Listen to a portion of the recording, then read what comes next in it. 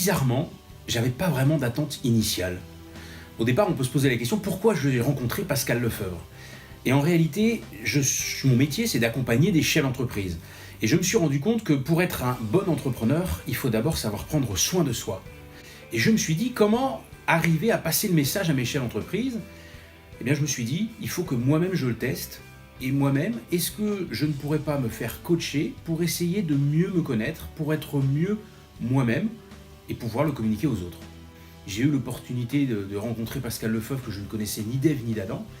Et puis c'est vrai qu'en discutant avec lui, le feeling est bien passé. Je n'aurais jamais imaginé me faire coacher un jour.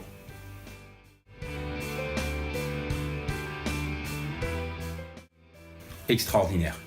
Je me suis régalé.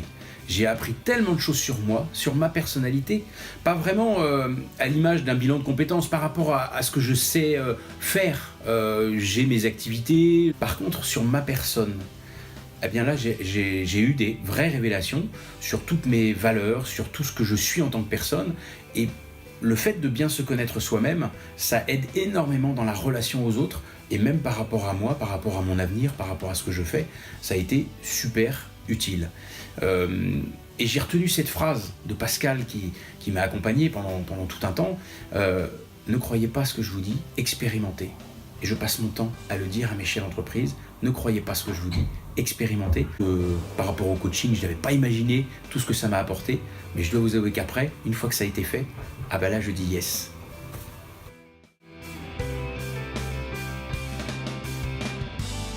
Je rencontre tous les jours des personnes qui ont des projets de création de reprise d'entreprise. Le premier moteur de l'entrepreneuriat, entrepreneuriat au sens prendre en main, c'est l'énergie. Je suis un donneur d'énergie, je dois donner de l'énergie. Pour donner de l'énergie, il faut être bien avec soi-même, il faut bien se connaître soi-même. Donc tout ce que m'a appris Pascal, tout le travail que j'ai effectué durant cet accompagnement m'a permis d'être mieux avec moi-même et de trouver la façon de me ressourcer, d'être en adéquation avec mes valeurs et de pouvoir donner toute cette énergie aux autres pour les aider à créer et à reprendre des entreprises. Le deuxième pilier pour entreprendre, le réseau. Un réseau, ça se crée, ça s'entretient, ça se développe.